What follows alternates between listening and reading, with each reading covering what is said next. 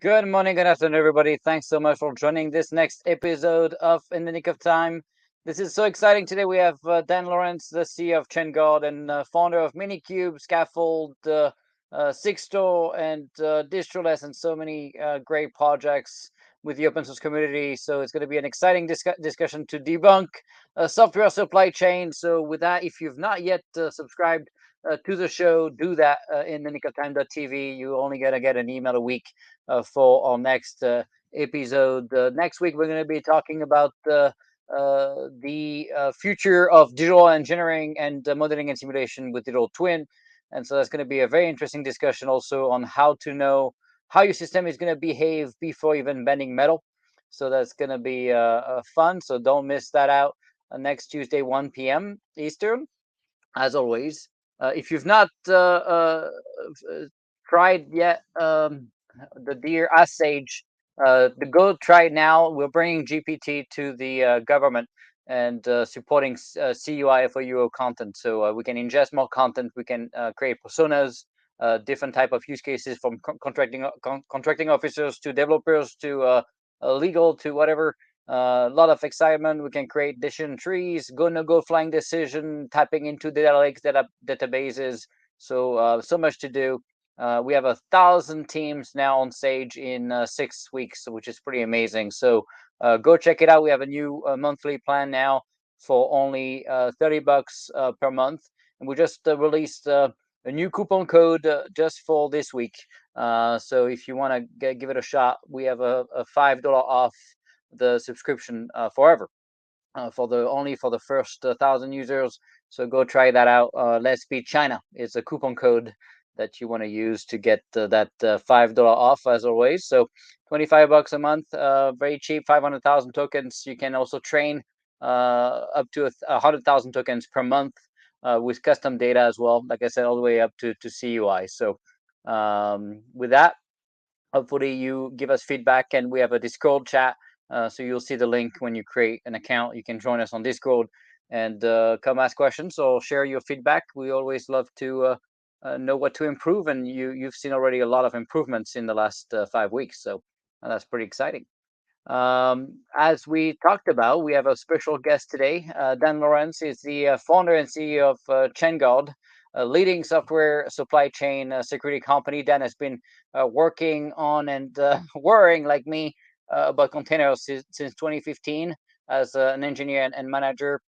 He started so many open source projects, very impressive career with Minikube, Scaffold, Canico, to make obviously containers easier and funnier. I don't know if it's easy and fun just yet, but at least it's getting there.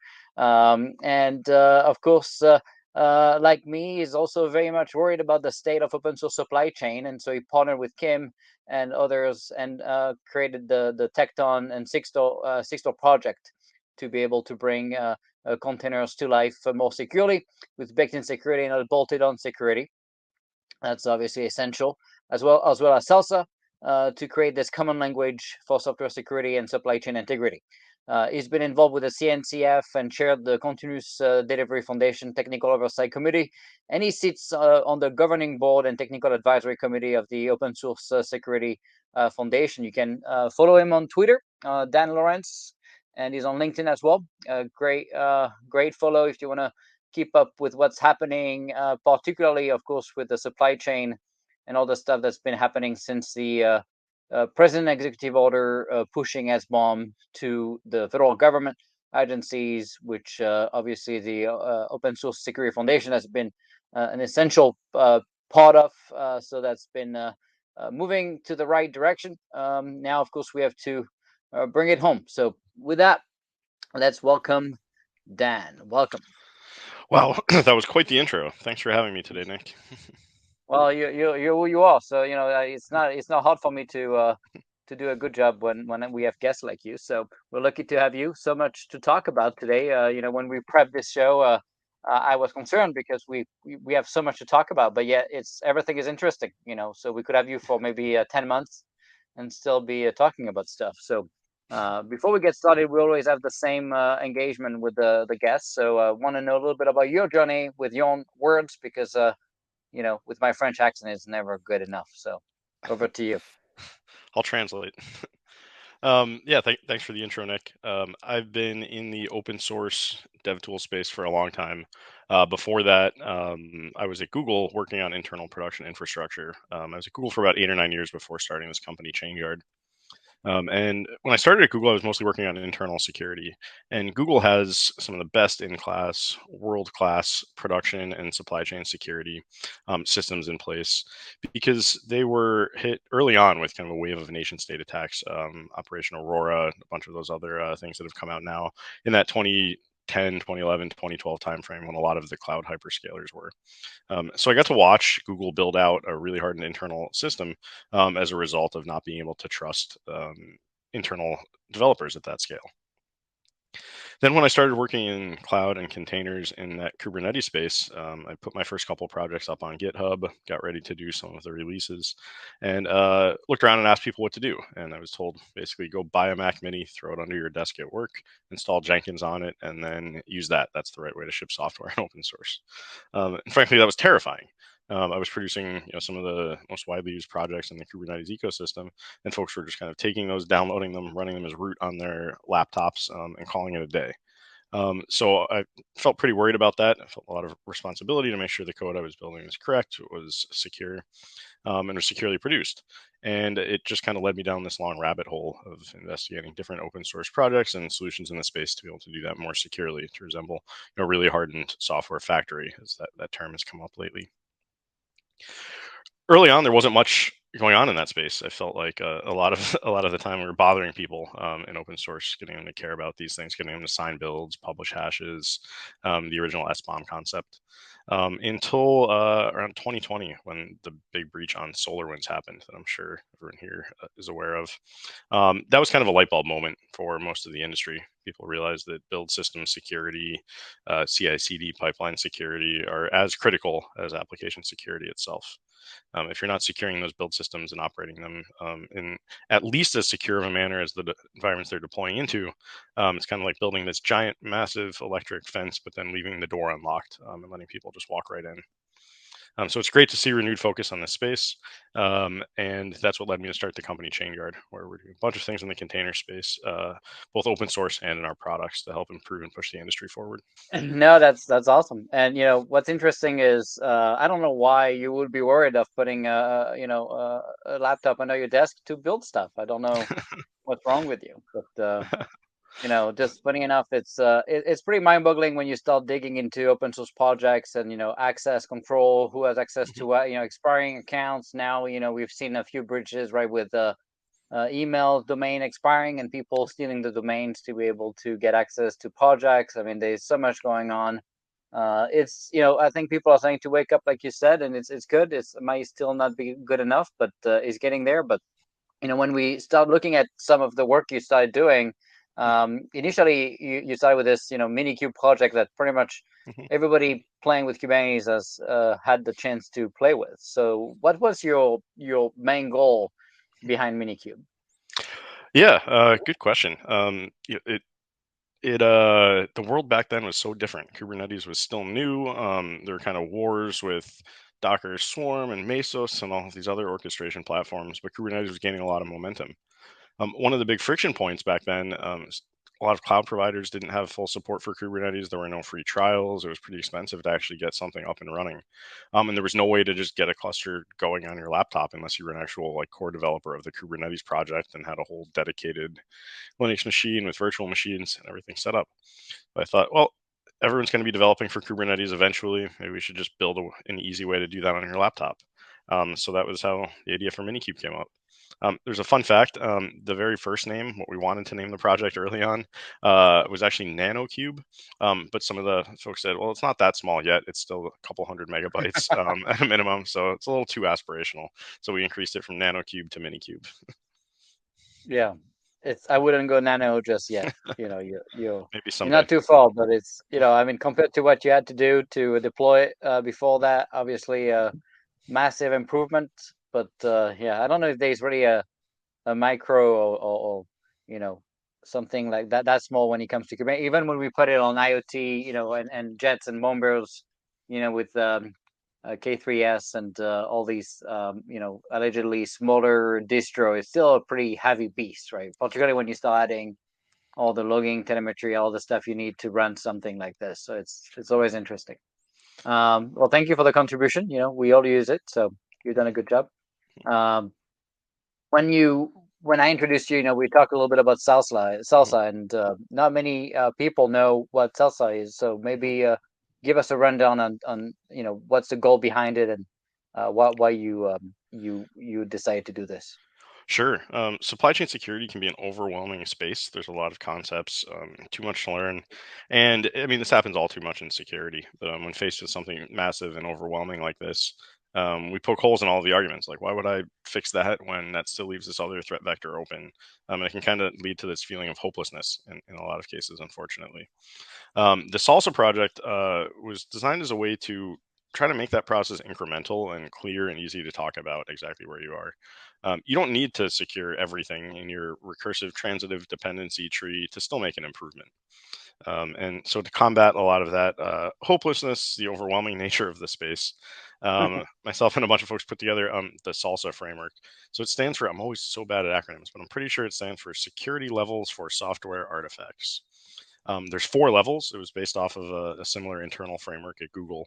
Um, there's been a paper published about that one. The white paper is called Binary Authorization for Borg. But that system also had 4 levels, and there are a lot of controls in place so that software that needs to run in the most trusted, most secured fashion with access to the most sensitive information had to be at the highest levels, while other software that was not as sensitive, hobby projects, toys that people were deploying, could be down at those lower levels to reduce friction and really focus investment on the most critical software. So Salsa is designed similarly. There are 4 levels. Salsa 1 is basically the bare minimum.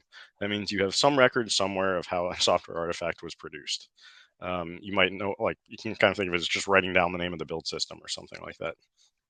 So you can begin to trace an artifact back. Very, very simple, incremental progress. It's still better than a lot of the software out there today, though.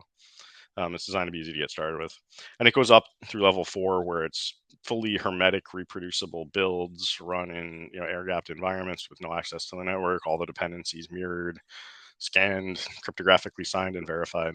All of that stuff.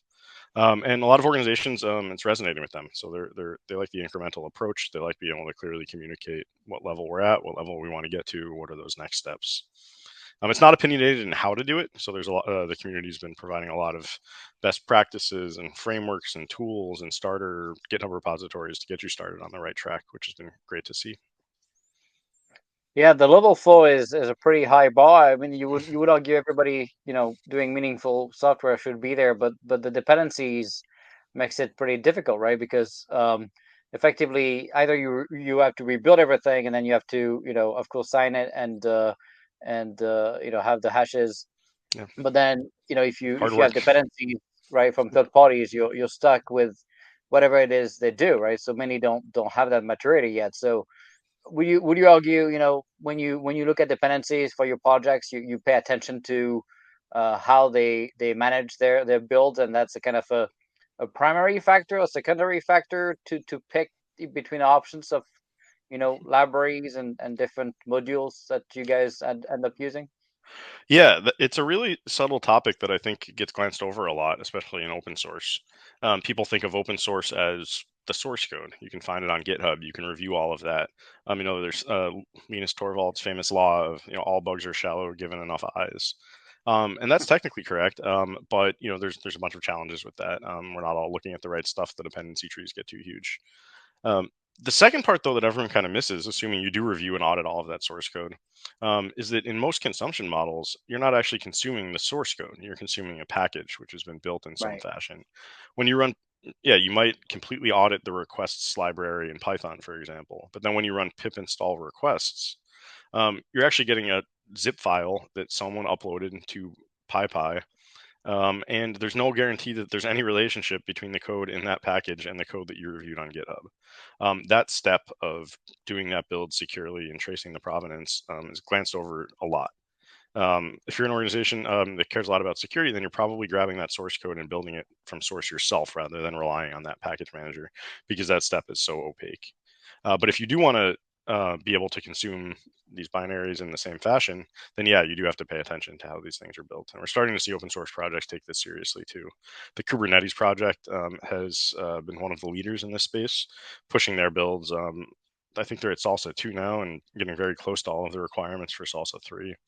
The CNCF as a whole has been great here, even funding audits and work on projects and starting to set requirements that projects, as they move up through the tiers, have to be building and releasing their artifacts with certain Salsa levels. Yeah, but yeah, they are not using Salsa yet to define. Okay, you cannot get to a mature project if you're not at least 2 or 3. I would Not argue that yet. should be probably a mandate, right? So they need to step up the game there and put a little bit more pressure. I think it's just for even the leading project being Kubernetes still being stuck at number 2, you would argue that's probably not good enough. So Yeah, they we need need to to make it step up, easier for everyone. right? And part of that, right, was your work with Sigstore, and so for people that don't know what Sigstore is, can you tell us a little bit about what's the goal behind Sigstore? Yeah, this is the whole journey we're walking through. When putting the Salsa framework together, when working on a lot of these secure build tools and other projects like Tecton and Canico and Distroless, it became very clear that cryptographic signing, especially in the context of open source, was really hard, and that was a huge friction point, which led to people not doing it. There have been a bunch of cryptographic signature solutions around for decades. They're not new. There's PGP and that whole GPG ecosystem that's been around forever.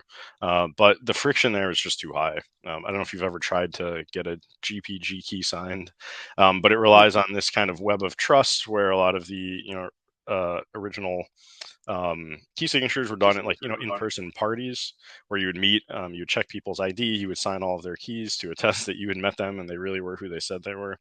And those aren't really happening anymore. And especially during the pandemic era, a lot of open source projects that were trying to do that struggled when they couldn't meet people in person, check their IDs. Outside of that, in the commercial space, there's kind of a whole separate ecosystem around cryptographic signing. There's these certificate authorities that you can send some money to. They might ask you to fax them some business letterhead or something to prove you are who you say you are, and then they send you back a code signing certificate. These things are good for several years. They're a couple $100. The CAs can be sometimes sketchy when they hand them to you. If you lose one, you're out of luck. If you get it compromised, you're out of luck. Revocation is a big mess. So there's no clear answer, especially for open source projects where you can't afford or you might not even have a business entity set up to go get one of those certificates. So after analyzing all of that, that's how we put together some of the original designs for the Sigstore project. If you look at what happened with web encryption over the last decade, like TLS and certificates in browsers, it shot up from basically all the stats I've seen said around 40 to 50% of internet traffic was encrypted about a decade ago, and that number is above 99% now. It's very, very, very rare that you see a website without that little shield icon at the top, and in fact, most browsers won't even load them at all now. For decades, you could always bypass that security, and now it's so ubiquitous that you can just assume it's there. And the big motivating factor there, I think, was the Let's Encrypt project. The Let's Encrypt project set up automation and a free public betterment service to offer certificates for free. So they made it easy, they made it free, and they did that through hard work and new standards. And because of that, everyone is now able to get certificates. We try to do the same thing with Sigstore. So the Sigstore project runs a free certificate authority for open source. Anyone can get one. You download some of the tools, run a command. Your browser window pops open. You verify you are who you say you are by doing an OpenID Connect authentication. So it's like that little login with Google, login with GitHub, login with Microsoft button that you see on most websites. And then you get a certificate you can use to sign your code tied to that email address. So this integrates great with most open source workflows, and we're seeing huge adoption, just like with Let's Encrypt, because it's free, it's easy, and the community runs a service to help keep it stable and up for everyone. Yeah, that's effectively streamlining and removing all the bottlenecks, right? And Let's Encrypt obviously started to do that with the TLS certificates. But then I was always surprised, right? Because it's almost funny. I don't know how to explain it better than the cloud native guys maybe were younger generations, and it seems like they forgot all the best practices we learned the hard way before cloud native stuff. And you look at even Windows installers, they have to sign the MSIs, right? Yes. So it's almost like we went backwards, right? When we and having to relearn. Oh, we need maybe something like, web application firewall. What do we need for ingress, egress? What do we do there, right? It's almost like, oh, we have to reinvent the internet and all the stuff we knew how to do for 20 years. That's always interesting, how security seems to slip, Yes. with new innovations, right? Yeah, But I mean, no Sigstore one wants to obviously, do things wrong. Like you said, of course, streamlining it, making it easy, making it free. Developers will use it. They don't want to be insecure. They just don't want to have to go out of their way. right. But how much do they actually know, right? I feel like there's a new generation of developers, and the training, I think, on security was really, not up to par, and I feel like there was a whole new generation of developers with very little understanding of security, both, basic things like, XSS, SQL injections, but also, like, the stuff we just talked about. I feel like, that there was a learning or training issue. I don't know. I don't know if you've seen it. With, people add it after the fact. It's not baked in. It's kind of an afterthought. But I guess it was already like that before. I guess, but Yeah, yeah. I mean, training, especially in the context of secure software development, is hugely important. And there's only so much tools can do for you. I do think it's important to bake as much of this into tooling as you can, so developers don't have to learn and don't have to make mistakes. But you're always writing application code. No tool is ever going to be able to, perfectly secure your business logic. But we do see entire classes of bugs and vulnerabilities get wiped out by security technology, which is great. One big right, example there is memory safety. You know, right, C programming has been taught in universities forever, and off by one errors and memory management are taught. And it's just one of those things that, after 30 years of trying to teach people how to manage memory and C correctly, we still make mistakes. And some of the most sensitive code in the world is written in the C programming language, and memory safety issues come up constantly. Now that we have technologies like new programming languages that don't allow those bugs, then we don't have to keep yelling at students. We don't have to keep telling people they're doing their job incorrectly. We can just take advantage of these new technologies. We're starting to see that right, too with the Rust programming language being used in the Linux right, kernel. That's going to be huge for the security of everyone. right. Yeah, we even start to see it in weapon systems as well. So that's pretty exciting. That's very exciting. I guess, yeah, I guess there's a little breaking news here. A Russian jet just collided with a U.S. drone over the Black Sea. So Oh wanted to wow, share that with the group. Yeah. So interesting. I Hopefully was that's not gonna. expecting I was expecting breaking news to be about the banking crisis going on right now. But I know. Yeah, that's a interesting different time. times. Yes. All right, so we talk about Sigstore. Now let's look into, okay, so, attack surface, obviously, you want to reduce, minimize it. There's a lot of bloated bits, right? A lot of, dependencies that come with some of the, artifacts we install that you don't really need in production, right? So kind of having multi-stages, containers was a great step to, remove the stuff you don't need, right? With Go and other things, that was also, very much streamlined.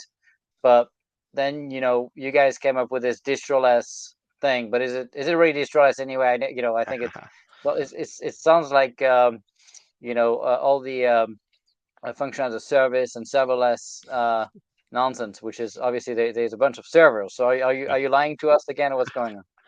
Yeah, I always say the best names are the ones people complain about because they're at least talking about it and paying attention. So that's definitely true with the Distroless name. The Distroless project was another project myself and some of my co-founders put together years and years ago at Google. When we were starting to run containers for Google services, the very first thing you do when you have a container is you scan it because everyone does that when they want to be secure. And anybody that's scanned containers sees that it's just a mess. You could take a random Debian or Ubuntu or Red Hat or any container out there off of Docker Hub, scan it, and you're gonna find hundreds or thousands of, I'm going to put it in air quotes, vulnerabilities in that container from Right, those scanners. There's a huge problem with noise in the entire vulnerability management ecosystem. But the easiest way to get that under control is to remove the stuff you don't need. There's a lot of benefits to that, like you said, reducing attack surface, stripping things down, making them smaller. But the really biggest benefit, at least in my opinion, is less noise to deal with from the scanners. I've seen a lot of stats saying only 4% of the vulnerabilities and CVEs reported by these scanners are actually exploitable.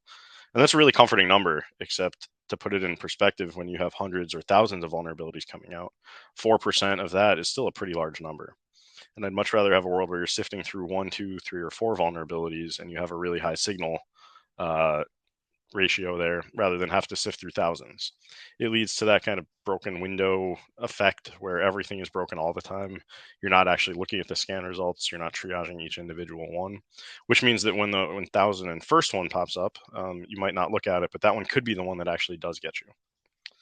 So the original Distroless project was a way to build containers that had only the packages that you needed to run your application. This was done using Bazel, and it was based on the Debian distro. So definitely not distroless, but if you strip out enough stuff, then it's kind of this existential question around how many things from a distro do you have to keep in there to actually qualify as that distro. Plus, it was a cool name, and it piggybacks on that serverless buzzword, like you said. The approach resonated. We saw a lot of open source projects adopt it because they're sick of dealing with this too.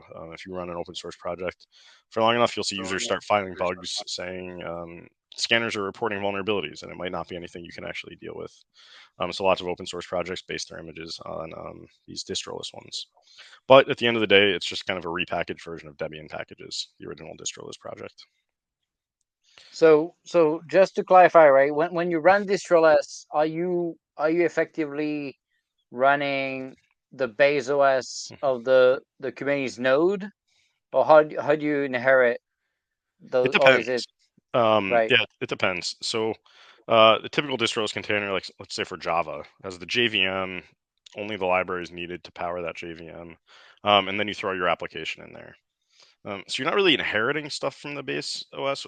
Really, what you're inheriting is the kernel. So anything that the kernel provides. Right, But that's set up anyway. That's just how containers work. But a lot of right. Linux distributions, the name there, Linux distribution, means you're distributing Linux.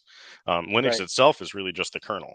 And so when you have a container that has everything except for Linux inside of it, it's kind of like the opposite of a Linux distribution at the end of the day. So undistro, we use that term too, distroless, a Linux distro without the Linux. It is kind of a confusing um, way that we're shipping software today. And when you run Distroless, the packages of like the Java package, for example, where is that coming from? Um, so you mean the package of Java itself, like the Yeah, JVM, yeah. or like I say a Java package written in Java? No, the JVM Yeah, itself. sure. And yeah, so this is also some of the confusion. But distroless used to refer to a very specific project, github.com/Google Container Tools/distroless. Now it's kind of turned into an adjective or a category or something. A lot of other vendors are shipping distroless style containers where they rip stuff out. In the original distroless project that went under Google, the original Java package came from Debian, who takes it and they do the builds, the Debian maintainers, and they repackage it from Adopt OpenJDK or I can never remember the name, Turnium, something like that. Is the original Right. OpenJDK vendor. They package the source code. Debian builds that themselves and throws it into a Debian package, and then the distroless container gets that. So you're already seeing a lot of hops in that supply chain, a lot of room for something to go wrong. Right. And so when you get those Debian packages, does that mean you have to have the Debian package manager stuff a part of this stuff as well? Yeah, so that was the one, I guess, one of the first innovations of the original distroless work. We wrote a new build system in Bazel that was able to grab those Debian packages and compose them into an image without the Debian package manager itself. So you didn't have to leave that in there. You didn't have to have a shell. It was declarative. You could just say, I need OpenSSL, Bash, and curl, and you could unpack those directly into a container image without the package manager. Exactly what you Mm. need. Over And what time, if though, you needed a couple of what happens if you need more packages? yeah, it was hard to scale. The original distroless effort doesn't have too many. There's a bunch for basic programming languages, and that's kind of it. You can add new ones if you want to write Bazel rules yourself to grab new ones from Debian. That can be Um, easy, right? no, it's not easy. It's not fun. We've started. So yeah, we've started. I mean, I think of it as like a successor. But we started another effort. So it's still distroless style containers. At our company, it's a new open source project.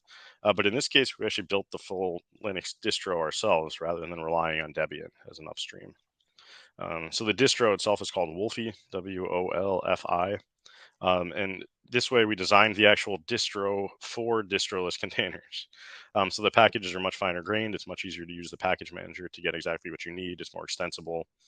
And the packages themselves are designed for containers. So we don't have any Linux kernel anywhere because you don't need one. That takes away a lot of the work. All we have is those user space programs. And it's a lot simpler syntax for adding new packages and adding new packages to your images too. And so what this means is we build OpenSSL ourselves. We build the Java JVM ourselves. When we add a new programming language, we bootstrap that compiler the very first time. That can be fun in a bunch of cases. So Rust, for example, has a specific build of Rust as the bootstrap build. So when you grab the Rust compiler, you first start with that one. Then you use that Rust compiler to compile the next version of the Rust compiler because that's written in Rust. And then you use Mm, that one to recompile itself. So you get an actual trust chain all the way back to even the compilers that you're using. And then you use those trusted compilers to build the rest of the programs. So it's a lot of work interesting. building a Linux distro, but this way it's more vertically integrated.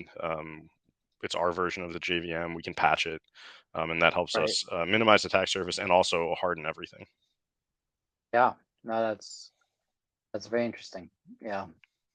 So I guess when you think of the challenges you see, right, with the supply chain security, particularly in commercial, let's start with commercial products Yeah. first. What are your key challenges and struggles, I guess? Um, a lot of companies struggle with where to start, to be honest, because it really is overwhelming. They have a giant mix of first party code. In a large enough organization, they even treat, there's this term called intersource that comes up a lot where it's code reuse from different parts of the same company. And this can be especially challenging when you're a large multinational company with folks in different countries and a shifting geopolitical landscape like we're seeing this year. Um, there's also vendor software. A lot of the, there's a stat, but a lot of the banks out there actually employ more engineers than the tech companies. But at the same time, they're procuring 10 times as much software as they're writing internally. So it's a first party problem, it's a second party inside of your company problem, and it's a third party problem too. And you need to get a handle on all of it.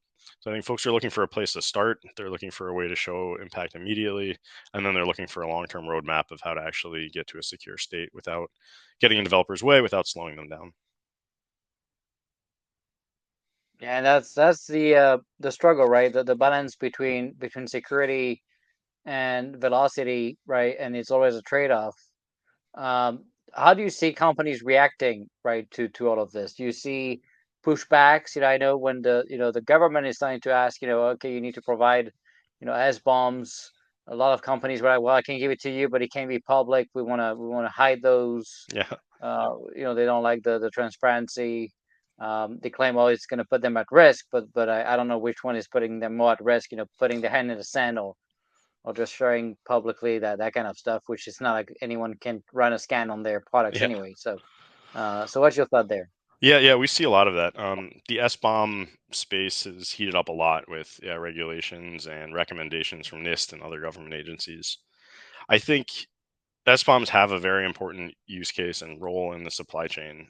It's going to change the way software procurement works a lot, though, and it's going to be a little while for folks to get ready. But especially the way the government tends to procure software, where they buy it box software, they install it, and they run it on prem for very good security reasons. But that makes it really hard for vendors to handle the security remediation lifecycle for you. They might not even know you're still running certain versions of software. They might not be able to contact you to let you know that there's an issue with it in those kind of air gap setups. It's completely different from SaaS.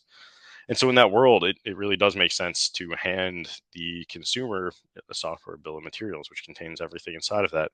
So the consumer can be proactive with that information. They can reach out, they can get their own patches, they can figure out when there's a vulnerability that they have to take action against. At the same time, that transparency is scary for a lot of companies that aren't used to providing that deep of an insight into the software that they're shipping. Some of it is, out of fear of embarrassment, and I think that's actually going to provide a good signal back to the procurement process. If somebody's scared to show an SBOM because the software is written in a 25-year-old memory unsafe, deprecated build of COBOL that's not getting patches anymore, then yeah, they probably should be embarrassed to show you that. But that's still a good reason to demand to see it. So you might consider an alternative in that case. My main worry, at least in the short term, is that the false positive noise is only going to get worse. Today, like you said, people can still point scanners at stuff and get a good guess of what's inside of that. With SBOMs now, you're giving people 1,000 different things to point those scanners at. So we're going to see that false positive and vulnerability noise issue go up by a factor of 1,000 in the next couple of years until we get better tools to manage the false positives and show more fine-grained, more actionable vulnerability data. Yeah, no doubt, no doubt. So I guess when you think of the differences between COTS and open source, is the open source world much worse because of lack of funding? Is it who has the biggest challenges, I guess? Oh man, that comes up a lot. Funding in open source is a real challenge. There's tons of funding out there. It's not evenly distributed. It's not always put to the right places where there's single maintainers holding up projects that power a large portion of the internet. But from everything I've seen, as a whole, the security of open source code is much, much, much better than the security of proprietary code. It's too late at this point. Open source is here. You're not going to pull back on that. And it's a great starting point. The Linus's law is real. We do see way more transparency. We see way more bug fixes. We see the quality in general is just higher for open source because of the velocity. The problem, though, is the way companies consume it. They consume it the same way as they consume commercial off-the-shelf software, where they're grabbing builds from the internet. They're not doing any vetting process on them, and then they're just keeping them around for years and years and years. That's the big shift that we have to see. Software ages like milk is a phrase I've heard. You can't just expect to grab something off of a package manager, install it on some service, and then never have to touch it again. Vulnerabilities are found every day. Every time you introduce a new package or a new piece of software, you need a process for keeping that up to date, for handling the vulnerability remediation and notifications, and dealing with any security issues as they come. The Log4Shell incident last year, it was a big eye-opening moment for folks. For anyone that's not aware, Log4j is one of the most commonly used logging libraries in Java, which is one of the most commonly used programming languages in the world. This library was pretty much everywhere in the entire Java ecosystem. And about a 10-year-old bug was found that allowed trivial remote code execution by an attacker in pretty much any program that was running any version of Log4j from the last 10 years.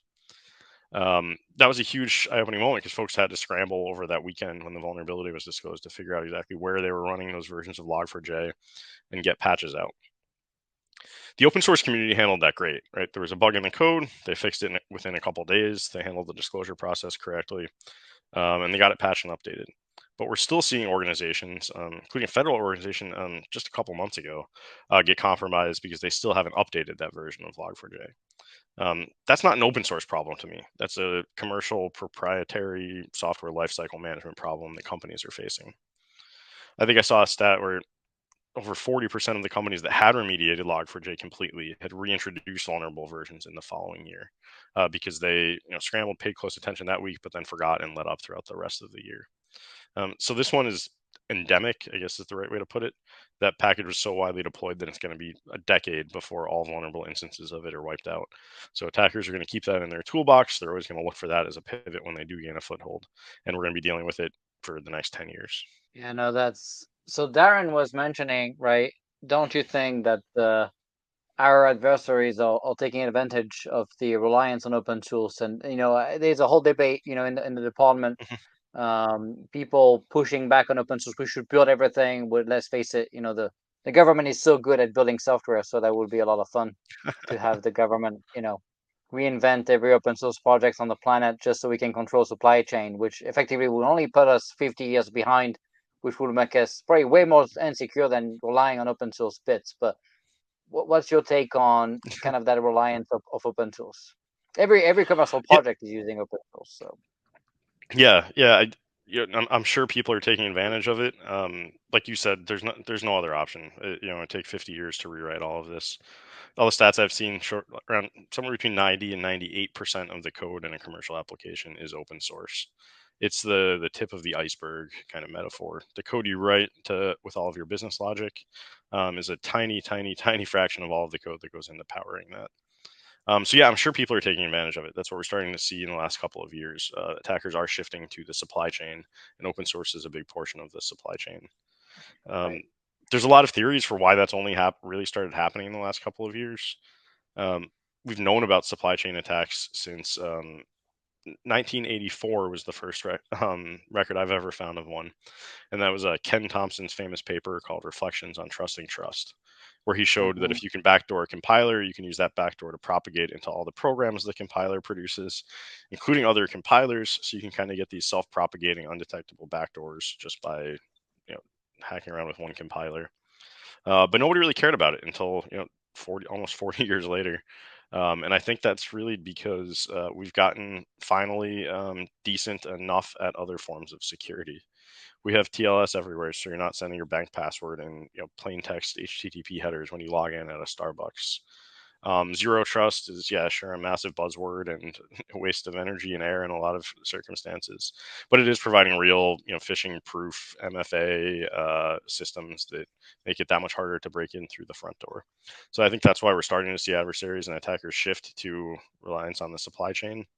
It's a whole Hmm. different attack model. You can't be as targeted with it, but the impacts can be quite broad, like we've seen with SolarWinds or the attacks on Travis CI or Circle CI or even LastPass. You could look at it as a supply chain attack in the last couple of years.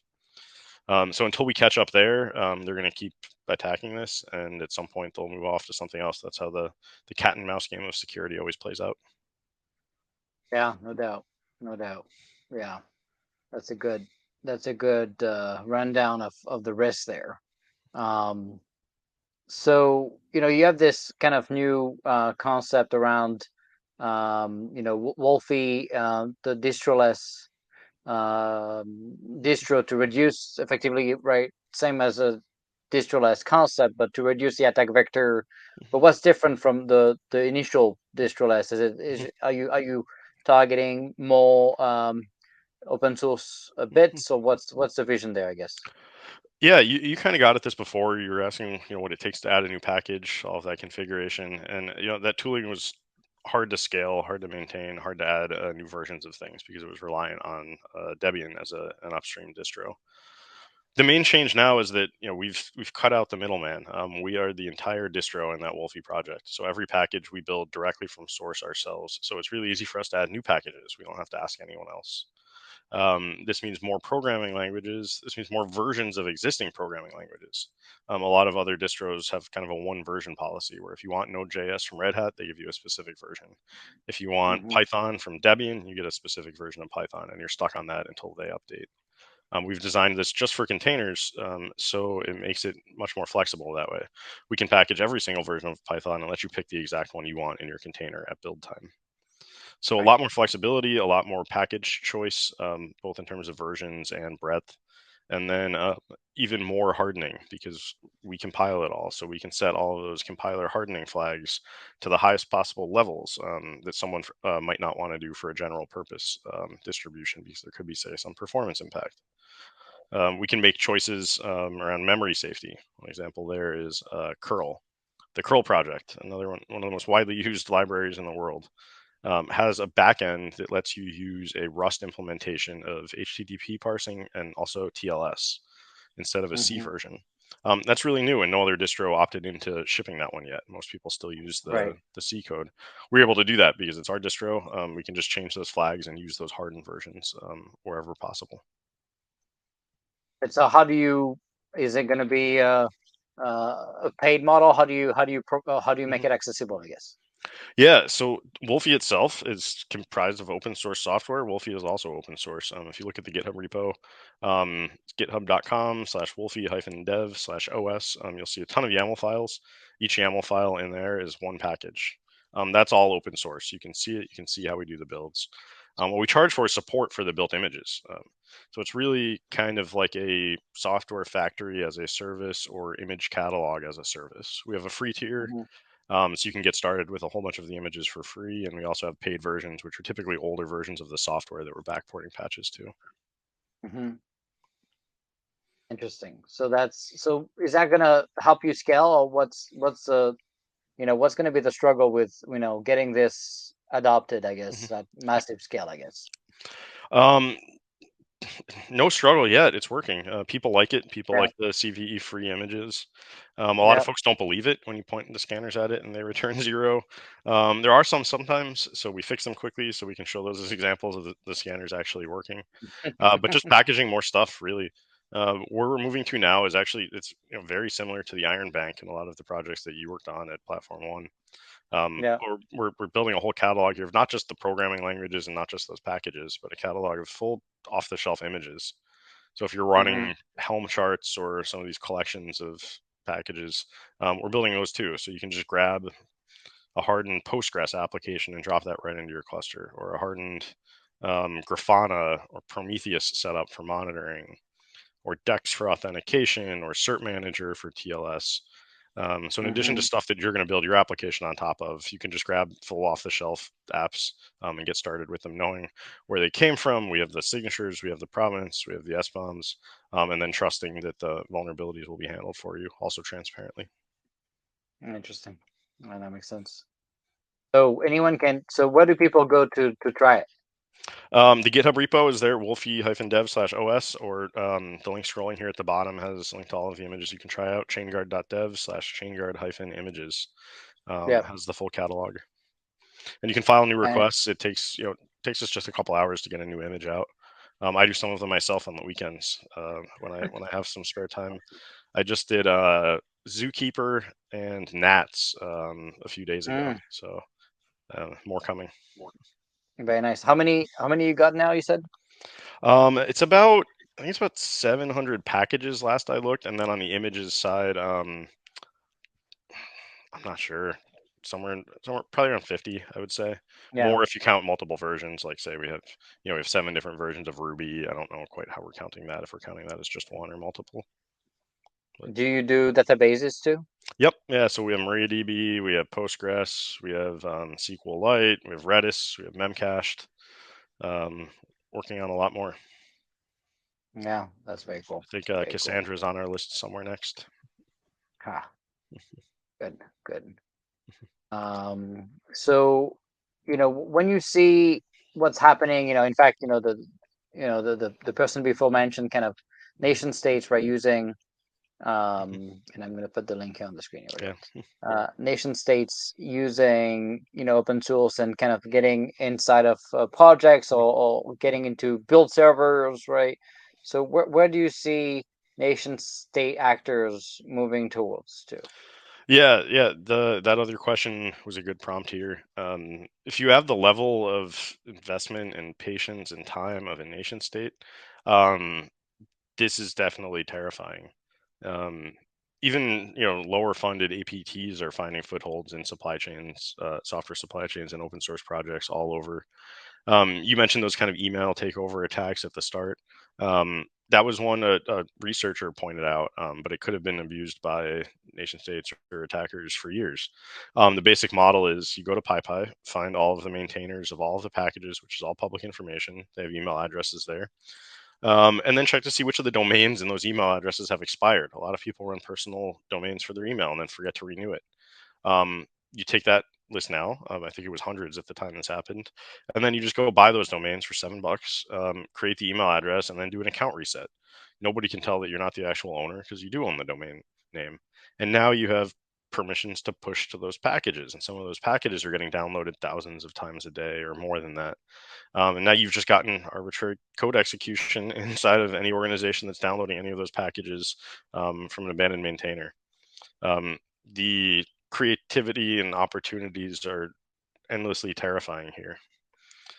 So we're definitely going to see a continued focus on this. The other big problem with supply chain attacks in the context of nation states is that the consequences of getting caught are basically zero. A lot of what we're seeing are people throwing up burner fake GitHub accounts and sending PRs and hoping something gets merged. It's not the same as getting caught breaking into a system. If it gets caught, whoops, that account gets banned, gets taken down, and all you wasted was a couple hours writing that script. It's hard to actually trace these back to real people and hold anyone responsible. And so when you think of the broader scope of all these projects, right? There's also um, fake projects with names that look similar, right? Yeah. And Typo squatting. people Yeah. use the wrong, right, the wrong package. So when you think of picking an open source part, let's say you have you have to build a feature, and you need to pick an open source dependency to help you accelerate that feature, so you don't have to rebuild it from scratch, right? What do you pay attention to when you look at GitHub repos? Yeah. The easiest signal and the highest success one, and it's not perfect, is just how long the project has been around and how many maintainers it has. People do those typo squatting attacks constantly, and the only thing they can't really fake is time. You can't go back and pretend the repo was created 5 or 6 years ago and has been in use since. But you can create tons of them. You can even fake Git history to make stuff look like it's been around. We've seen that a lot. But yeah, the best is to trust the same people that have been doing it for a while. The only thing we can really rely on at the end of the day is trust and reputation. So if there's a project maintained by someone that's put their name out there and they've been working on it for years, that's going to be more trustworthy than something that just popped up from an anonymous account that you have no idea the track record of. It's not perfect, but it's really kind of the only useful signal out there today. Yeah, but how do you, for us in DoD, how do you Yeah. prevent, projects that are managed by Chinese, for example? Yeah, that's a great question. It comes up a lot. And the weird counterpoint is, I guess, one, you can't do it because the internet's anonymous. And Right. I've seen a lot of pushback on projects that have primarily Chinese or Russian or maintainers from a certain country. Um, the weird part though is you never see pushback on projects that have anonymous maintainers, and you have no idea where those people are. You just can't really make decisions based on that today, unless you completely change the way open source development works. Too much of it relies on anonymity. Hmm. Yeah, and it's also pretty easy to create a fake persona, right? Exactly. So Yeah. So if we start seeing policy based decisions around where the maintainers are from, it's going to be impossible unless you start requiring that for the actual names and contact info for all maintainers, which you just can't do today. yeah, and so let's say you see project that Yeah. has Chinese, Hmm. like let's talk about what is it, notary, right? Notary Hmm. had the Hmm. at a recent issue. Maybe give a little bit of context for what happened with the notary this month. Yeah. It's not specific to that one project. There have been a lot of cases lately, especially for folks working in regulated industries in the U.S., where you have to worry about the trade sanctions and the entity lists around which companies you're allowed to do business with. Open source projects are set up and done in the open, and the contributors can come from anywhere. Like we said, they can even be anonymous. Somebody has to be reviewing that code at the end of the day, but contributions can come from you know GitHub accounts that were created several minutes ago. So I think this is a case of foreign policy conflicting with open source standards and governance and politics and foundation management. Um, and then when you talk about the federal sector, like you work in, and like a lot of folks do, you might have even stricter rules around that. And so it's just possible that certain projects are not going to be able to be used in certain sectors because of where those contributors live. At the end of the day, though, it is all based on self-reported data for where people are. So it's really hard to make decisions based on any of this today. You know, the threat model that really worries me, and I think you have a question next, and it really ties into it. So I'm trying not to answer the next question, but I guess we're getting to it anyway. Yeah, but take Um, it, take it. yeah, the next one is what keeps me up at night. I think, and it's really related Right. to this nation state threat. I think the what keeps me up at night is kind of that long game, that long con attack where anybody could do this today. And I think you'd be crazy not to be as a nation state. Just have 3 or 4 people start writing useful open source projects, get those open source projects adopted. Don't even do anything malicious for a while. You can do that for as long as you want. 3 engineers in a year could build a ton of useful projects. And then at the end of the day, you now have control of the supply chain of anyone dependent on that project. And yeah, it takes time to build up trust, but you can do that with time and patience. And I think we're going to start seeing a lot of those where projects have been around for a long time before something bad happens to them. And I don't know of any way to prevent against that in the long run. But in a sense, wouldn't also the time is great, right? Yeah, But you could also argue that you get a lot of technical debt, a lot of issues, right? A lot of old accounts, like you said, that could expire, domain could expire. yeah. So is that just enough to really, I guess you can also look at the velocity of commits and Mhm. are they cleaning accounts, but can you really understand that? You see a lot of contributors that have completely stopped, right? Yeah. Helping a project that yet they still have access to it. Why isn't there a better Oh yeah. basic access control management, right? Yeah, yeah. That kind of ties into it's really hard to tell if a project is abandoned or not. Stable projects that have been around forever are some of the most trusted ones, but they don't see a lot of work happening on them. The curl project still has a lot of activity, but you probably don't know which version you're running because most of the core feature set is stable. If you compare that to Right. something like Bash, you know, is work still happening there? It's not going to resemble the same type of project as say Kubernetes, where there's thousands of PRs opened each month and a huge community adding features constantly. In Right. some ways, a project that isn't moving fast is more trustworthy, right? There's fewer commits for you to have to review, but Right. putting one of those next to a project where the maintainer has disappeared and is abandoned, you're not going to be able to tell the difference from the outside. Yeah. I think there's a bunch of security protocols that rely on the dead man's switch or something like that. Hmm. The update framework or tough is one of those where without getting highly specific, uh, software has to report that there is no update available. You can't just assume that you'll know when one is available. Every day you have to publish something saying, "Hey, no updates today." And that results in a much more secure system. I think we need Hmm. something like that for projects. Like, hey, yeah, you can publish a little update once a week saying, "Hey, this project is still maintained, even if there are no commits to it." But that's a lot Right. of work, and people don't do that today. But no, those ambient permissions are huge too. A lot of maintainers just drift away from a project for a couple months, a year, something like that. And I rarely see projects force those people out to minimize the permissions that they have laying around. There's a And they should lot. at least reduce the permissions, right? I'm sorry, what was that? They should at least reduce the permissions. Yeah, yeah. I mean, I think most projects should be set up in a world where no one has permissions to push directly to the repository, and GitHub is adding a lot of support for that now, being able to force reviews. GitHub is actually, I think, today rolling out mandatory multi-factor authentication for all GitHub accounts. Um, it's somewhat terrifying to think that they didn't have that before today. Only today can you actually even check to see, trust that the maintainers have multi-factor authentication turned on. So even if you trust those maintainers and they are great people, um, all it takes is them losing a laptop inside of a coffee shop, and now somebody has write permissions to all the repositories that person had, or Yeah. password theft. Um, Yeah, I mean, and you've seen people trying to manage to still get access despite MFA with MFA spamming and people click yes like idiots, yes, so you've seen it too, right? So yeah, it's not perfect, but it's better than a reused yeah, you need password it for in sure. LastPass or something.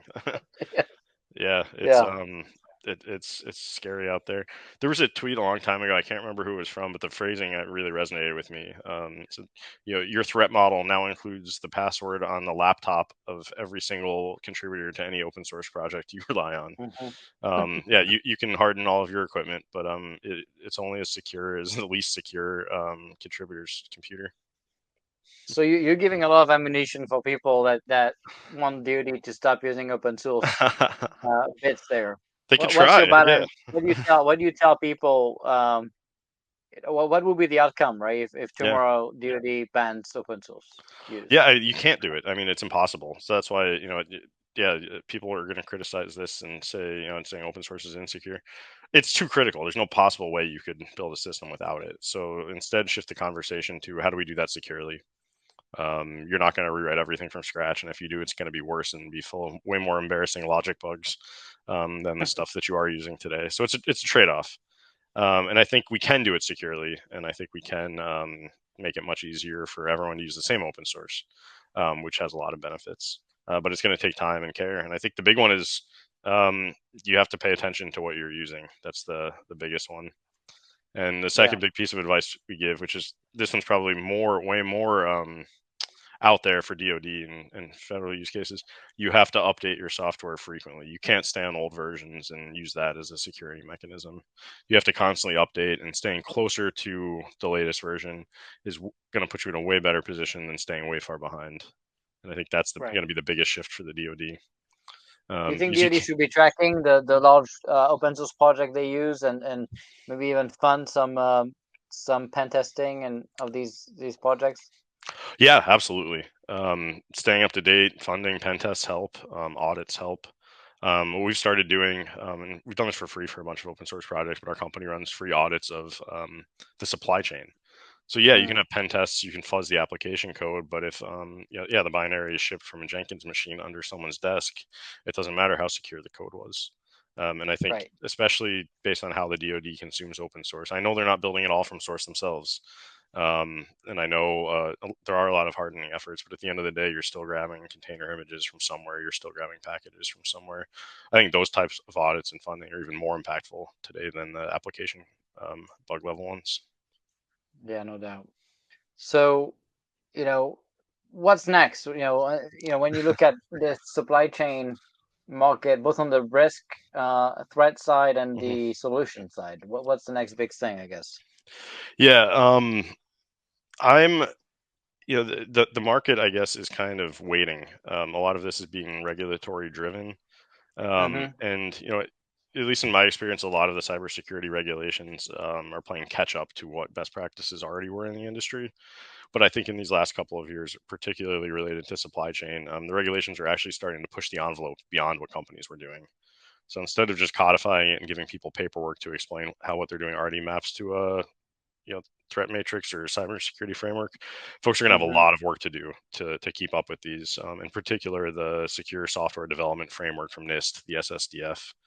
If you haven't read that, it's like, I mean, I hope no one's actually read the whole thing. It's like 800 pages or something massive, and it ranges from typical best practices like use MFA to really, really out there things that I don't think a significant percentage of the industry is doing, but are necessary, like stuff like the hermetic builds, secure build environments, multi-factor review on everything, code review on everything, including open source. So it's Mm-hmm. going to be the next big thing is going to be seeing how the industry reacts to these. Right. Right. And what do you see so far in terms of feedback you're getting Mhm, with your, openness, self-engagement and stuff? mhm. Um, the level of interest is amazing. The amount of folks actually paying attention to this now, I think that's step one in making a big change, is getting people interested, paying attention, and ready to move. And the attackers help there, I guess. Seeing an attack in the news every week on an open source project makes it hard to forget about this and move on and run out of an attention span. Um, the next thing is just going to be folks putting it into production. The economy, the layoffs, shifting priorities over the last 6 months, I think, have slowed things down a bit. But at the end of the day, you can't cut your cybersecurity budget and expect to keep running a successful company. So Right. it's going to have to get solved eventually.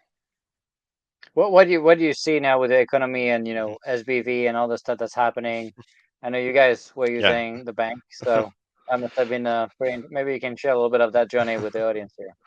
Yeah. Yeah. What will So, you do differently now? That what have you learned also as an oh man. entrepreneur?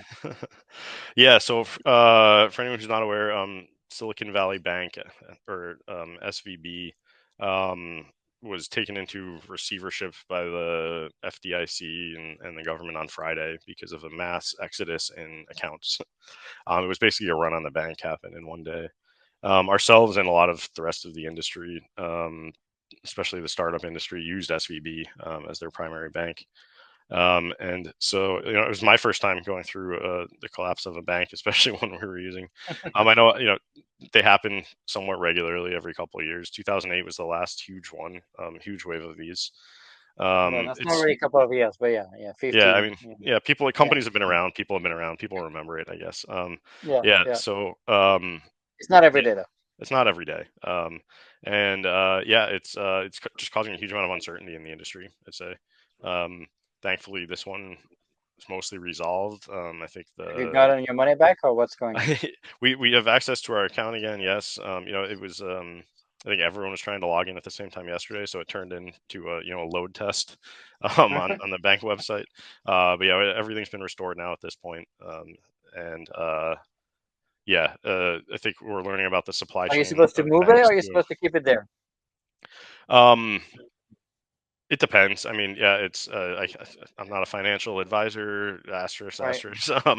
But yeah, it depends. I But mean, are they telling you to leave it, or are they telling you you can do whatever you want with it? the bank is open again, so like things are Right. working. You can access it. Money can go in, money can come out. It's been guaranteed all of the deposits. So yeah, I think it's causing everyone to reevaluate, get multiple vendors set up, which probably should have been in place in the first place. And then we're learning Yeah. about the supply chain of it too. A lot of payroll processors use that bank, and so even if you weren't using them, payroll could have been affected because they were somewhere in you know the supply chain of how your Right. money got to your employees. Right. Yeah. They have to get the money Yeah, at some point. It's not magical. yeah. Uh, and so when you for you, what have you learned? I guess are you gonna, if you raise a pretty big round of funding, obviously, you can't just split it into 250 grand account. That's not doable. So you Yeah, go, what are you I gonna just do? You saw a go to headline. you guys?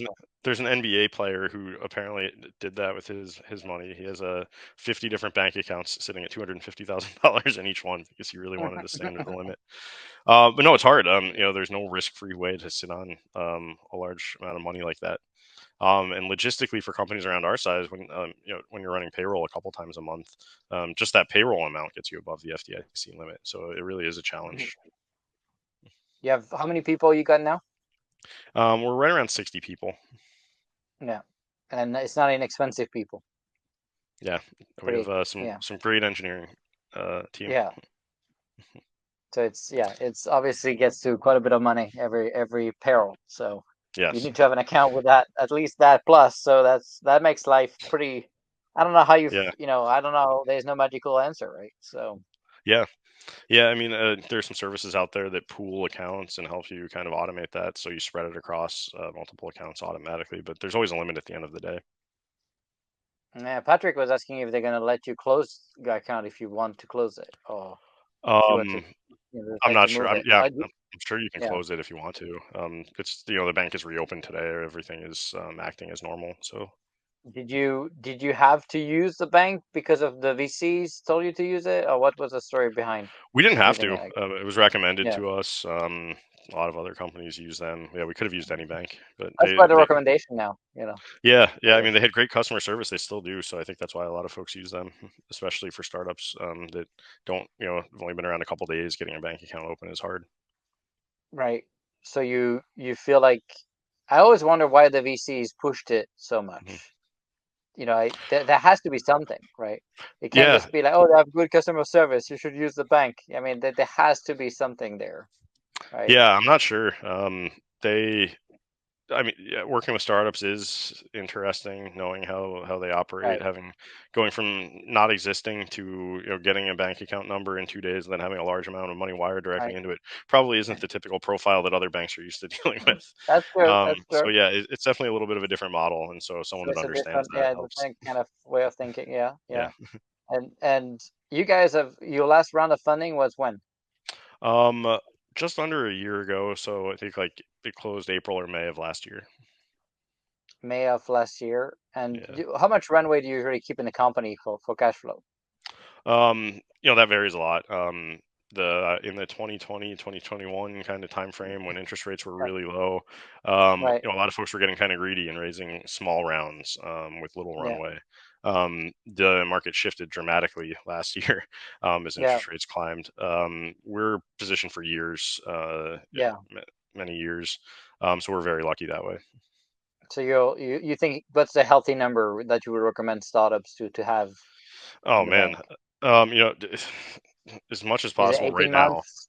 Yeah, I mean Yeah. that's kind of the general rule of thumb. It was kind of shifting down below that when interest rates Yeah. were low, and now it's climbing beyond that. It's really based on you, the company size, what milestones you want to hit. There's no single answer. It's really you need to Right. have enough to get to whatever that next thing is. Maybe it's profitability, so maybe you have infinite runway. Maybe it's getting a product out the door. Maybe it's some other milestone. You need to have enough to meet that comfortably. It's also Right. challenging the whole the easiest time to raise money is when you don't need it. If you get Right. desperate, it makes it much harder to raise money. And so Yes. yeah, it's like all things in Yeah. life, it's a double edged sword.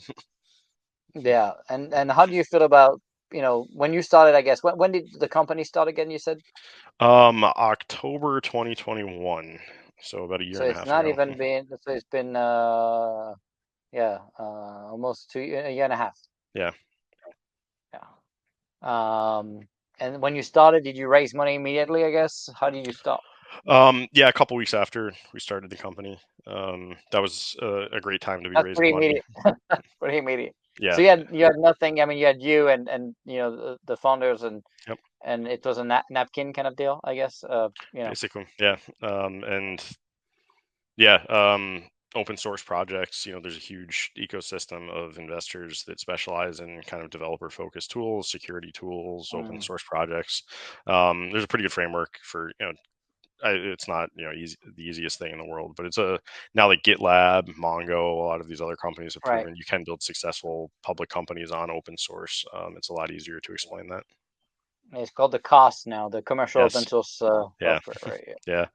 I With think years JJ ago pushing it everyone all. kind of doubted it, but there's huge public companies now that have made massive businesses on it, so it's a lot Yeah, easier. JJ has been doing a good job promoting it. Yeah, Although I just call it COTS because if you yeah. have locked-in features, on top of open source, I'm not sure what makes you so different from commercial software at the end of the Yeah. day. I look at it like, Slack. Like Slack has a free trial. Anybody can go get started with it, play around with it, and get the Right, tool going, and then you convert later. I look at it a lot of those business models. Open source is like a free trial for developers. right. It lets them play with it, lets them The use it, lets difference them is customize some it. of these companies are putting all these key, features for enterprise, like, all back and like, Yep. Mhm. basic things like that in the paid version. So it's like, I don't know if you really have a choice. It's not really a Yeah. trial. It's not really. It's just like you need to have it. You can't. Yeah. You need it. I mean, particularly if you're security focused. I mean, it's like, yeah, I'm not gonna do all back on my stuff. I'm just Yeah. gonna wing it. Yeah. That's not gonna work, right? So Depending on how the regulations pan out, vendors are supposed to start collecting attestations from their vendors around the NIST Secure Software Development Framework. And open yeah, source is not excluded. I could see a lot of open source businesses getting formed just around that. Sure, the code's free, you get it from PyPI, but if you want me to sign an attestation saying it's secure, you have to pay for that piece right. of You paper. you pay for the support and you pay for the Yeah. compliance. Yes. But that's a better model than you know, making sure that the key basic Yeah. features are paid. I just hate it. Then don't call yourself open source because really you're not. You can't use it, right? Not Yeah. in a meaningful way. So it's just that Right. just makes me mad. I'm Yeah. just like, I don't mind buying costs, right? Just call it a cost. Don't play games. Yeah, there's a website that collects that, like all the products that charge a ton more money for SSO or Yeah, just some of basic those things, enterprise right? features. Yeah. It's just like all back just makes me mad because it's Yeah. really like you're pushing people to have the wrong security behavior. Yes. It's a very toxic mindset. You know, you don't want to Yeah. push the It's wrong what people behavior. need to pay for. Yeah. And I love your idea of like, hey, but for compliance, signing, Yeah. um, FIPS, even FIPS, I kind of push back a little bit on FIPS, but at least I understand. Hey, you have to swap the FIPS bits to FIPS compliance stuff. Although you could just do that from the get go. But Yeah. that's just Yeah, interesting. we're working on getting FIPS versions of all of the crypto in Wolfi. So that, yeah, those are the features I love to charge for. Yeah. What made you engage with the government In which regard? in terms of like being interested to Oh, to help the federal agencies, I guess. yeah. I mean, the national security aspect is huge. Like you pointed out, it's one of the trickiest intersections of geopolitics, security, and open source. So there's just a huge pull from that sector for all the work we're doing. Did Um, you see any pushback from some of, I mean, I know there's a lot of, mhm, people living in what I call the kumbaya bubble in Silicon Valley and stuff mhm. where they're just anti-government or anti-military or whatnot. So did you have a pushback from the employees to say, hey, we're gonna do government stuff? I mean, the pushback is really just that procurement is so slow at the government that Right, right, right. it's around the amount of But not time like sink that it on the takes. on the Yeah, principle of it. Like yeah. Google. I mean, there was a bunch of Googlers that signed, Mhm, the memo to stop mhm, working with Project Maven and stuff, right? mhm. So, Yeah, I mean, it's challenging, right? Everyone has different opinions. I yeah, think in the security space, I don't think it helps anyone to make right, to not help people get secure. yeah. Everyone Particularly your deserves. nation. Yeah, everyone deserves to Yeah. have basic cybersecurity. So yeah. If your nation gets hacked, I'm pretty sure everything falls apart. I don't Yeah. know how you could. Yeah. Yeah. I'm pretty sure people will be pretty short-sighted at that point. Yeah. Even if you don't like it, it's just common sense. And how do you feel it's been going, kind of that government engagement stuff? Do you find it to be, obviously it's a good edge against the economy Yeah. problems because the government always has money, Yeah. right? Yeah. They're So they're a and great customer once you get through and so navigate where are through you these. on that? Where are you in that government adoption? Yeah, we haven't focused too much on direct federal sales, yet, Hmm. just because it's slow and we're still so young. Yeah, What we're seeing a lot of is like federal adjacent stuff, where people right. working through FedRAMP trying to sell to the government need a lot of our products, or Yeah, other folks selling to those agencies. So you don't that's have a federal team, right? correct. Yeah. Correct. Okay. Yeah, That could that it's on the I mean, roadmap. I guess you're getting at the point where it's, I would accelerate that roadmap. Yeah. If Yeah. I think you're right there. If I Yeah. had a recommendation for you, I think it's time. Yeah. Both because of the momentum in the government and the mandate, but also the economy. I think it's a good edge, and I think Mhm. it's not as painful as, I mean, I'm going through it with Sage, and getting a Saber phase 1, phase 2. Getting a good reseller like Castsoft or whatnot. They do a very good job, right? So, Yeah. it might be one FTE, right? Mhm. A federal sales guy, and that's it. So it's a Yeah. pretty small investment compared to, the big scheme of things. But I think, for you, it's just like you have to do it, right? I Yeah. think it's just, Yeah. yeah, Yeah, especially once we get the FIPS stuff, the FIPS certifications and right. all of that. You I can don't have the think there'll be tips, too many and other blockers. So yeah, and your engagement, with the foundation. mhm. Obviously, there's all these discussion with the White House and the SBOM stuff, and having that turnkey solution, right? Mhm. It's just so obvious, right? Yeah. Um, Yeah, and we've had some decent success in Iron Bank too. We got some Wolfie images put through to there to start showing that as an option for folks. So do you have Python yeah. yet? Because I need Python, and I need Node.js. Do you need it to be in the Iron Bank? Yeah, I Okay. do. We don't have those in the Iron Bank. We can send a PR though. I think we need That'd be somebody to great. ask for it. I think that's the new process. So yeah, Well, you just say I asked for it. That's usually perfect. good enough. Perfect. Yeah. So, Yeah, um, send us the versions. We'll get them in there for you. yeah, I mean, I use the latest. I think Perfect. Node.js 18, and Python 3.9. I think the 3.9 was the one that, Yep. it's not the latest, I guess. I don't know why. I No, we try, have. but people freak out. You can't do the latest on that stuff anymore. Oh man, So, yeah, yeah. We even have the pre-release stuff. We have 3.7, 3.8, 3.9, 10, 11, and 12 is the pre-release. So we've got any Python you yeah, want. yeah, that's awesome. So let's talk a little bit about AI. Of course, I'm Yeah, biased, of with course. Sage, but I think it's a massive disruption. Sage Yeah. wrote 90% of my UI, my backend, 100% of my SQL, my terms and conditions, my logo. The Yeah. YAML, right, the Docker files, Yeah. right. And honestly, I mean, I asked it to do an Nginx ingress controller proxy to do CAC authentication, mutual TLS X509 certificate, and it did it, right. And I'm like, Nice. holy cow, Yeah. that's starting to push the knowledge of, like, really understanding how Nginx configs and the Nginx controller ingress, Hmm. which is not just Nginx, so a little bit more recent stuff, so. Well, how do you see that kind of technology disrupt? Are you guys using? Are you developers starting to use Hmm. the stuff to help? Hmm. Like Copilot and all that GPT powered stuff. Yeah, I've used it a bunch since it came out. I use it for, yeah, kind of I didn't write my terms and conditions with it, but Yeah, yeah, I've used it for I did. drafting blog posts, that kind of stuff, and you still go and you fill in the content yourself later and edit it. But yeah, I've used it a ton. What Um, about coding? yeah, I don't get to code too much anymore myself, but I played with Oh, it. yeah, I One of the challenges I ran into is they kind of cut off access to knowledge in ChatGPT sometime in 2021, and so a lot of the yeah, later technologies it just doesn't know about those but not yet. on Sage. Yeah, We have perfect. the latest stuff. Yeah, So, I'll try that and see if Sage knows how to set up Sigstore and Wolfie. well, Yeah, that's the beauty with Sage. Also, we can train, right, and ingest. We should do that. yeah, Ingest all the Sigstore documentation. We have the live button, which pulls, from live sources, but then we can also ingest, and then the beauty is when you ingest, it goes to any model. So it's not just Perfect. GPT, it's DaVinci, it's Cohere, Hmm. the Google Ball coming. In fact, OpenAI just announced GPT-4 today, Oh, although fun. it's I 10x missed that. 10x more expensive. Oof. So it's pretty, it's almost, if you use the full capability, it's almost 10 cents per query, which is Wow. you're starting to be a little bit more. It used to be maybe 0.003. So that's a pretty big difference. It's Wow. almost like 50x for some use cases. So, but it's able to do crazy stuff. Like you can actually give a picture, and you say, you send a picture of ingredients of food, and it's gonna tell you what you can make with those ingredients from the Wow. picture of the ingredients. Wow. So it's recognizing the ingredients, which is pretty cool. I mean, I'm Yeah. sure you can do way more than that. It's kind of the tip of the iceberg.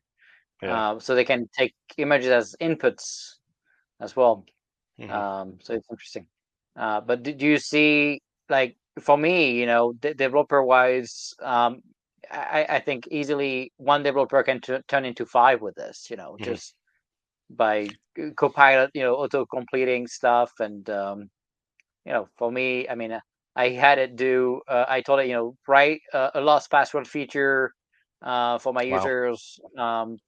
And create a JSON web token that has a 30 minutes expiration date, and use a SendGrid API to email the Wow. the token to the user. And it knew the SendGrid API, and Yeah. I honestly had to change little things, like security stuff. They don't do enough escaping and stuff, so you have to Sure. do it. That's why prompt matter, right? You can say securely. If you add words, it's Yeah. going to pay attention to stuff, right? So honestly, the developer job is going to turn into a prompt engineering job based on who is able to write better English, So, Yeah. Yeah. It's but interesting. it wrote the whole thing, and you can convert like Go to Python and no, Yeah. yeah, this code in OJS and in Python, boom, wrote the stuff for me, compiles, works from the get go. So I'm pretty impressed. At the very least, it's gonna either accelerate or you're not gonna hire as many people Yeah. that you would otherwise need. Have you had people in the development team start using this stuff too, or or I'm maybe they're not. doing it, you don't uh, know? I'm sure people are. Yeah. Like Yeah, with Copilot and IDE integrations. I'm sure people are yeah, playing around with it. Yeah. At the end of the day, I mean, there's a lot of. I don't want to keep being doom and gloomy, but there's a lot of security questions to figure out too oh in yeah, AI around data provenance and what it's trained on. And oh I've yeah, seen a lot of bias, recent prompt injection attacks where somebody could, with your example, somebody could, potentially sneak in a whole bunch of really insecure examples around JWT yep, authentication or something like that in the training data. And then yep, everyone that asks for it to spit out some security code now has a backdoor in all of that code or something like that. right, right. So at the end of the day, I think, the person still has to I be mean, it starts with responsible verify for, for sure. You can't just yeah, like yeah, copy and paste and forget, right? yeah. So you still need a But person to be if it responsible at saves the you end. 90% of the typing, it's Yes. pretty good. Yes. Yeah. And you're still there reviewing the code and being the one responsible for it. It's almost like So a it's kind pair of like the open programming source thing. model too. Yeah. Yeah. Yeah, interesting. And then, yeah. So I'm sure people are using it. Yeah, yeah. So we have a couple of questions before we let you go. We already Perfect. took a few, Is that supposed to be but I me? think My hair's a little different. no, no, that's me. That's me. Oh, perfect. It doesn't look like me though. It's supposed to be based on my face, but I don't know if that did a good job. All right. So I guess you Oh, explained cool. it, but Yeah. maybe you didn't understand very well, right? Yeah. The difference between Let's Sure. Encrypt and Sigstore. Obviously Let's Encrypt lets you Mhm. create TLS certificates and stuff, but Sigstore is not just about that, right? So Yeah, so yeah. The main difference is the type of certificate. Like Let's Encrypt lets you create TLS certificates for web authentication, which means they're governed by this group called the Browser Forum. The browsers kind of get together and decide what certificate authorities have to do to have their certificates issued and trusted, and they're all specialized for that. Sigstore is basically a copy paste of the architecture, except instead of TLS certificates, we issue code signing certificates. There's no browser forum for code signing certificates, so a lot of the checks and balances and guarantees are a little bit shifted. The other main difference is around the way verification works. With TLS certificates, it's somewhat simple. They have to be valid when you're on the website. You can rotate them in the next web connection. You can get a new certificate, and that's fine. But with code signing, you generally want to sign code today, and then verify it later. So the verification and expiration and revocation model is a lot different. If a certificate expires, you don't want all running software to break generally. You want to be able to handle revocation a little bit differently. So some technical differences around that, just because the verification process is a little different, but otherwise it's close to the Let's Encrypt architecture as we could. And so I guess the really the Mhm. you know you're really streamlining the whole process. It's not a full website, right? Right. So it's not to get a website TLS certificate. Yeah. Um, it's the lifespan of your bits, I guess, right? Yeah. You can sign So a Git commit, you can sign a container, you can sign a Python package, that kind of stuff. right. So and could you use it to sign binaries like Mhm. non like MSIs, or is it just Yeah, you can sign anything with it. Windows does have, very specific requirements for driver signing. yeah, So right? technically, yeah, but like Windows doesn't trust the Yeah, they certificate wouldn't they authority through wouldn't accept Sigstore, it, so it wouldn't run, right? right? They wouldn't Um, recognize it. but yeah, it's really useful for the kind of container cloud native ecosystem, especially in Right. DoD air gap scenarios where we can sign stuff as it's produced. You could, throw it onto a USB drive, however you want to get it inside of an air gap environment, and then still verify it back outside. So there was a question on Twitter. For people that are releasing non-open source bits, Hmm. right? In languages like Python or Hmm. non-compiled stuff, Hmm. they have a tough time, like with Iron Bank, for example, because they have to, Iron Bank, the container can be downloaded, so you don't want to put the Python bit, the Python code, and then anyone can see the Python, Right. right? By downloading the container. So what we did is we encrypt the Sure. Python files, and then you need a key Yep. to decrypt it at runtime. Is there a cleaner way? Could we think of using Sigstore as a Hmm. cleaner way to automate that kind of decryption process? So it's not signing, it's Hmm. Yeah. crypto, Yeah. but it's kind of the same outcome. I mean, it's the same, Hmm. it's obfuscation of code or whatnot. But Yeah.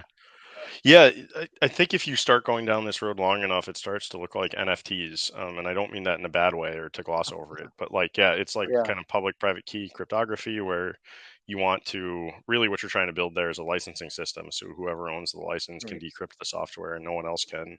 right. And the Sigstore architecture is transparency logs. NFTs have a blockchain. They do look pretty similar at the end of the day.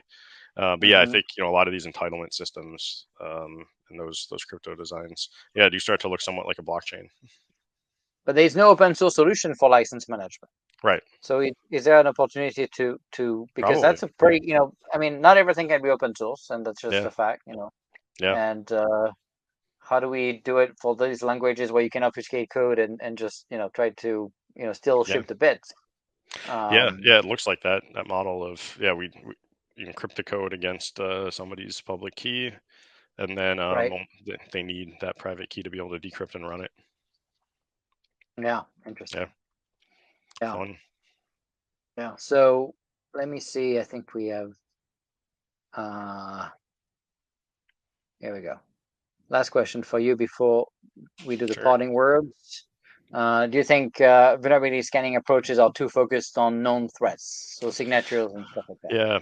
Um, yes and no. I mean, I think they're very focused on known threats, but that's what they do, and I think yeah, I think in some ways the industry as a whole is too focused on unknown threats. I guess I would say, and not too Hmm. focused. That might not be the right word, but they're sexier. Those are the funner ones, like the 0-day dropping that's gonna, Right. compromise everyone. But really, what all the breaches that are happening are, 8-year-old versions of software that people forgot to update. The breaches aren't from Mhm. these 0 days that, black swan events that hit the whole industry. So you can talk about those, you can think about those, you can worry about them. They're more fun. Right. But really, the doing your homework, eating your vegetables, updating the old software is what's going to keep you safe and breach free. Right. Yeah, no doubt. Interesting. So before I let you do the parting words, because that's always a guest that do the parting Oh man. words, I'm gonna remind everybody of who the next guest is. And so next Tuesday, 1 p.m. Eastern, we have Pritesh Patel, the CEO of Ad Hoc Research, who is an expert in modeling and simulation and digital twin. And we're going to debunk, or at least take a deep dive in digital engineering and how to effectively have a digital representation of your models, of your systems, before you even bend metal, to see how they're going to behave. And we're going to also look at it as a weapon system level of complexity, and how to implement this, how not to get locked into to these modeling solutions, and what's the modern way, a more cloud native way on top of Kubernetes to run some of these modeling capabilities. And so that's going to be an interesting conversation for hardware software combos. So that's going to be next Tuesday, 1 p.m. And we were so lucky to have you. Wanted to thank you again. You thank you for all the stuff you've done to make our country and really the open source ecosystem safer. Without people like you, I think we'll be in a much worse spot. So I wanted to thank you and tell everybody to go check ChainGuard.dev, and also see all of the capabilities you're bringing to life. With that, we're gonna let you say your parting words, and wanted to thank you again. Awesome. Yeah, thanks for having me. I don't have anything prepared here, but yeah, I'll just Just wing kind it. of yeah, I'll just wing it, and I'll just reinforce the we talk a lot about open source security. Open source is here to stay. It's not even a productive conversation to have about whether we should get rid of it. It's there. It's not going anywhere. So I like to focus it the other way and just figure out how to improve it, how to make it better, and how to make it safer to use. Um, Rewriting everything for the next 50 years is a non-starter. So yeah, thanks for having Yeah, me, Nick. no doubt. Yeah, thanks for joining. And again, everybody, thanks for joining. We'll see you next Tuesday, 1 p.m. Eastern, to talk about all this digital engineering cool stuff. And in the meantime, keep up the good work, and keep up so we can make sure our kids have a fighting chance at winning against China 20 years from now. Stay safe, everybody. Thanks.